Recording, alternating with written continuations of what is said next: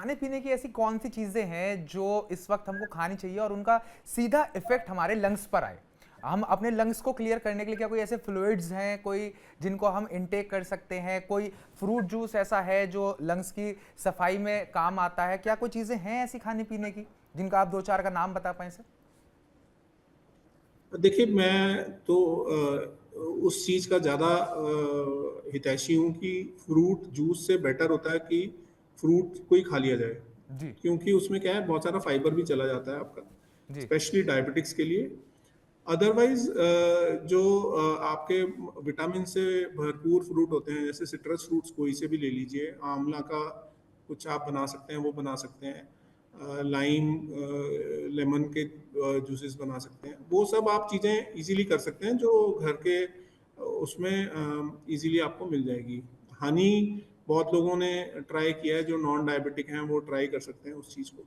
तो जो चीज़ें फुल ऑफ मिनरल्स और विटामिन्स हैं जो इम्यूनिटी को इम्प्रूव करती हैं, वो आपकी हेल्पफुल रहेंगी इस चीज़ को अवॉइड करने में। जी सर। अच्छा सर, जो जो छोटे बच्चे हैं, जो नवजात शिशु हैं, जिनका अभी बर्थ हुआ है, जो 1 साल के हैं, 2 साल के हैं, उनके लिए भी कोई प्रिकॉशंस हैं, स्पेशल प्रिकॉशंस? और जो ओल्ड एज पीपल हैं, जिनकी उम्र अब 80, 85, 90 वर्ष की हो चुकी है, उनके लिए कुछ खास मेजर्स जो वो ले सकें?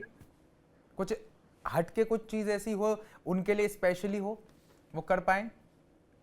तो देखिए, बच्चों जो इन्फेंट होता है, जो 1 साल से कम होता है, उनको तो सबसे बेस्ट जो इम्यूनिटी जो बढ़ाता है वो ब्रेस्ट मिल्क है। अगर फीमेल्स जो हैं, मदर्स जो हैं, वो ब्रेस्ट मिल्क दे पा रही हैं और बाहर का खाना कम कर पा रहे हैं वो, या वीनिंग हम नॉर्मली 1 साल के आसपास ही शुरू करते हैं।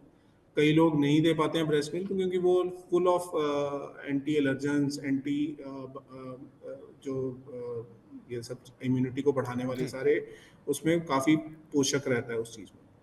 जहाँ तक बात रही एल्डरली की, एल्डरलीज में जो चीज़ें हमने डिस्कस की, उसके अलावा थोड़ा सा उनको फिजिकली भी अपना शरीर को चलाने से थोड़ा इम्यूनिटी बेटर होगा, जी। लंग की सर्कुलेशन बढ़ेगी उनको। बल्कि ब्रीदिंग एक्सरसाइजेज आती हैं कॉमनली, जैसे अगर मैं आपको बोलूं कि प्राणायाम योगा में रहता है, वो एक सॉर्ट ऑफ ब्रीदिंग एक्सरसाइज ही है। तो जी। उस टाइप की ब्रीदिंग एक्सरसाइज कॉमनली आपको यूट्यूब पे भी अवेलेबल हो जाएंगी, नहीं तो आप अपने फिजियोथेरेपिस्ट से भी पूछ सकते हैं। वो फ्रीक्वेंटली करिए, पर वही वाली बात है कि फिर अर्ली मॉर्निंग और लेट इवनिंग में थोड़ा सा अवॉइड करिए। एल्डरली हैं और घर पे ही हैं तो वो उनके लिए इजी रहेगा कि अगर मान लो वॉकिंग के लिए जा रहे हैं तो वो आफ्टरनून में भी जा सकते हैं। अभी मौसम वैसा नहीं है कि बहुत गर्मी हो, तो वो आफ्टरनून में भी विल बी कंफर्टेबल हो तो सर, जो सबसे अच्छी चीज इस सब में निकल कर आ रही है जो इंसान कर सकता है, वो अपने घर पर अंदर रहकर ही ब्रीदिंग एक्सरसाइजेस करे, तो इसमें बिल्कुल, बहुत ज्यादा उसको फायदा फिर देखने को मिल सकता है। बिल्कुल, बिल्कुल, बिल्कुल, बिल्कुल। तो सर, जिस तरीके का पोल्यूशन अभी दिल्ली में है आप देख रहे हैं, तो क्या लगता है कब तक इससे राहत मिलने की उम्मीद है? कब तक नॉर्मेलिटी की तरफ चीजें चलेंगी? देखिए, पोल्यूशन के बहुत सारे फैक्टर्स होते हैं इस समय, इसलिए होता है कि एक तो जो क्रॉप बर्निंग हो रही है, बाकी मौसम भी ऐसा है जहाँ पे स्टिल होता है। दूसरा, दिवाली के इफेक्ट्स भी रहते हैं और भी स्मोक के इफेक्ट्स रहते हैं।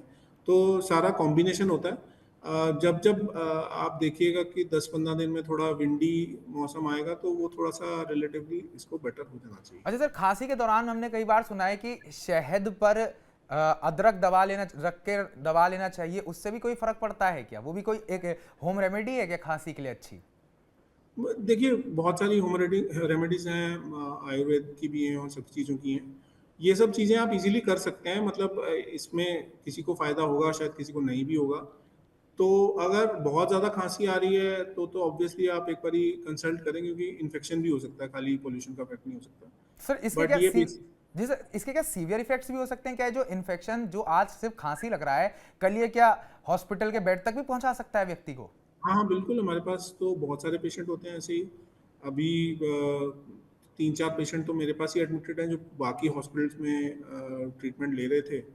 वो भी हॉस्पिटल में एडमिटेड थे वहाँ पे भी, पर वहाँ पे जो इन्फेक्शन है वो काफ़ी बढ़ गया, तो फिर वो बड़े हॉस्पिटल में की तरफ भी आ जाते हैं। तो कई लोग तो आईसीयू तक भी पहुँच जाते हैं। तो आप इसको इग्नोर नहीं करिए। अगर 1-2 दिन में आपको या फीवर साथ में आ रहा है, या बहुत कफ विद बहुत बलगम आ रहा है साथ में, तो वो चीज़ें थोड़ा सा इंडिकेट करती हैं कि साथ में पोल्यूशन के इफेक्ट से साथ में इन्फेक्शन भी सीवियर हो रहा है। बिल्कुल सर, तो कुल मिलाकर ये है कि इसको इग्नोर ना करें, ये एक सीवियर प्रॉब्लम में भी कन्वर्ट हो सकता है। बिल्कुल बिल्कुल हो सकता है। जी, तो बहुत बहुत धन्यवाद डॉक्टर साहब, आपने अपने इतने बिजी शेड्यूल में से हमारे लिए वक्त निकाला और हमारे दर्शकों के लिए इतनी इंसाइटफुल इन्फॉर्मेशन और जानकारियां दी। मैं बिल्कुल आशा करता हूँ ये बहुत काम आएंगी सबके। Thank you.